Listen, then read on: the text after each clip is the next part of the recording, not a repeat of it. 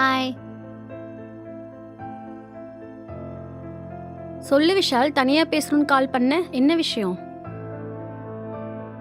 டேய் சொல்லுடா. சரி வா ஸ்ரீ.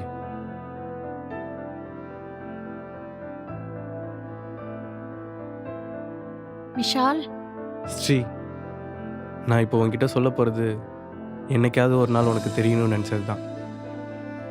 ஸோ இதுக்கு எந்த பதிலும் நீ சொல்ல தேவையில்ல. அப்படி என்னடா சொல்ல போற?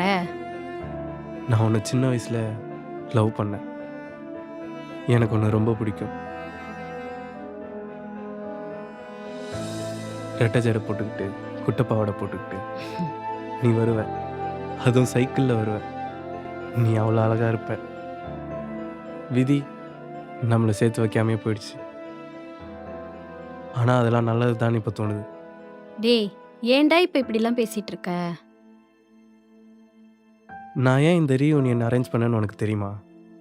நான் எங்கெல்லாம் சந்தோஷமாக இருந்தனோ, நான் யார் கூடலாம் சந்தோஷமாக இருக்கணும்னு ஆசைப்பட்டனோ, அவங்களெல்லாம் எப்படியாவது ஒரு முறை பார்த்துடணுன்னு தான் ஆசைப்பட்டேன்.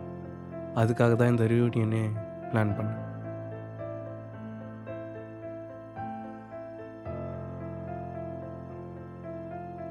ஏதோ பிரெயினில் கட்டியா, பிரெயின் டியூமர்னு சொல்கிறாங்க. ம்? நான் இன்னும் கொஞ்ச நாளில் செத்துருவேன்.